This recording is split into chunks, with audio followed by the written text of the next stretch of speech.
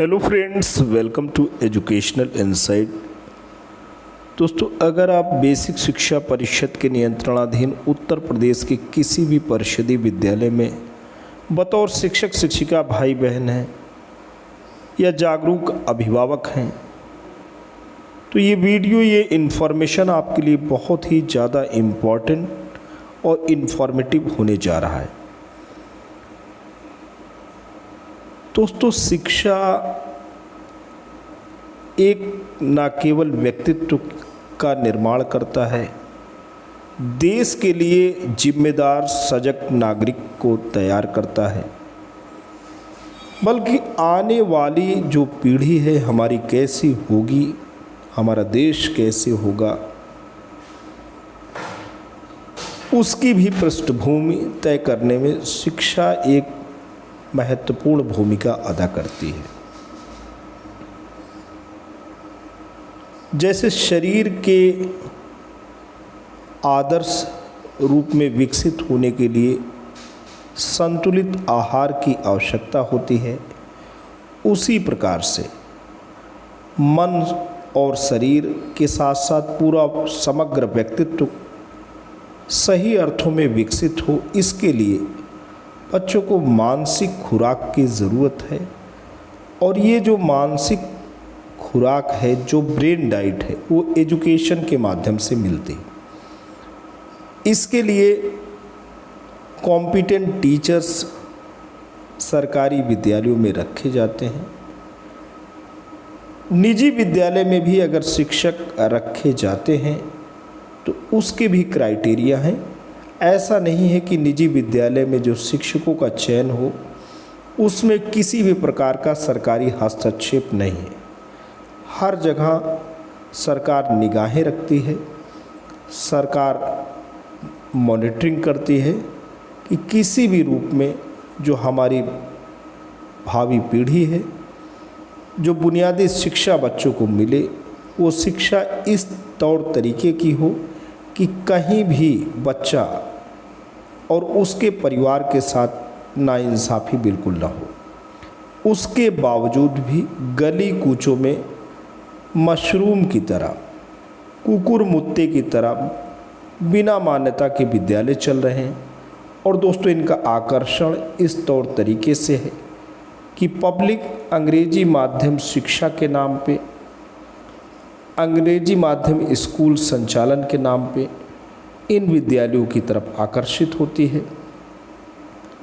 उन्हें ऐसा लगता है कि हमारे बच्चे इन विद्यालयों में पढ़ करके अच्छी शिक्षा ग्रहण करेंगे और फर्राटेदार दोस्तों अंग्रेजी बोलेंगे, समाज में नाम कमाएंगे।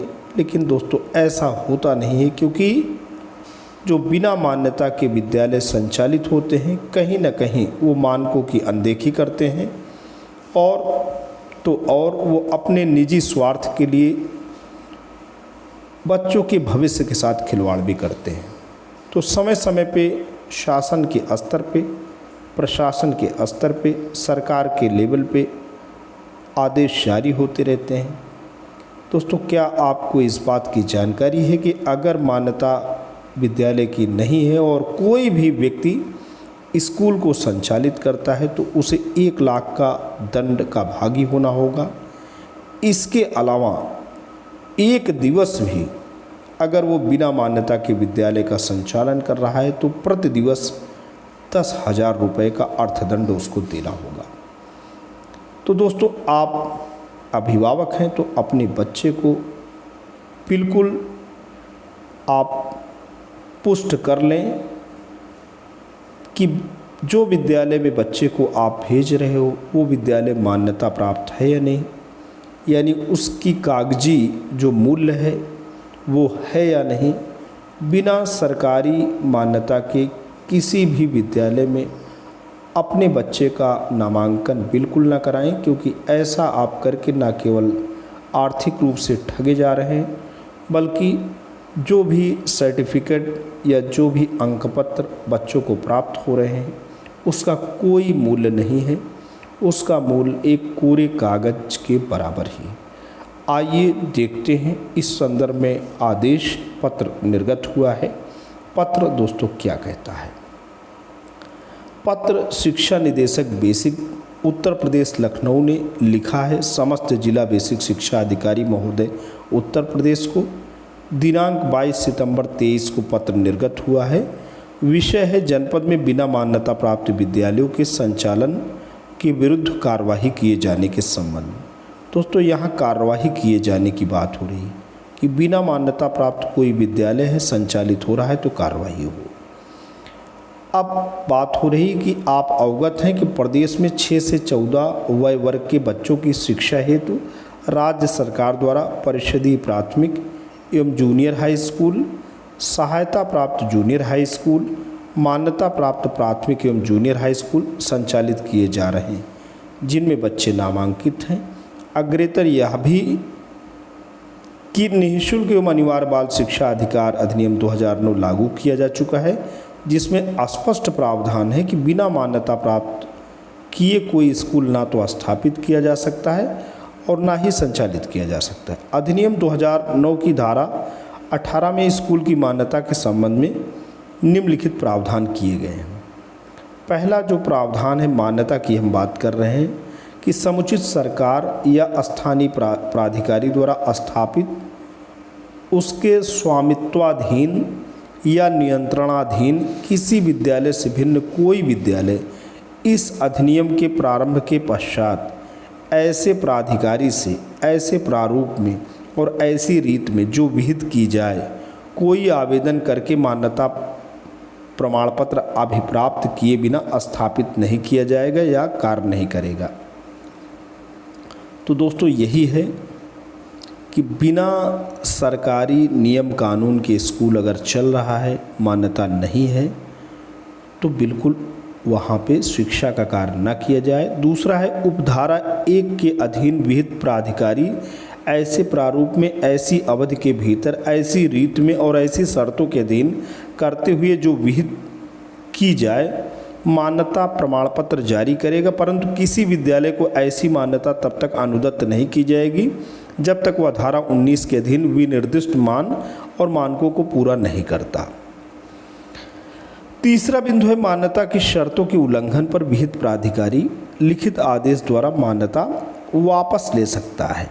लिखित प्राधिकारी दोस्तों मान्यता वापस ले लेगा, परंतु ऐसे आदेश में आसपास के उस विद्यालय के बारे में निर्देश होगा जिसमें गैर मान्यता प्राप्त विद्यालय में अध्ययन कर रहे बालकों को प्रवेश दिया जाएगा, परंतु यह और कि ऐसी मान्यता को ऐसे विद्यालय को ऐसी रीत में जो विहित की जाए सुनवाई का अवसर दिए बिना वापस नहीं दिया जाएगा।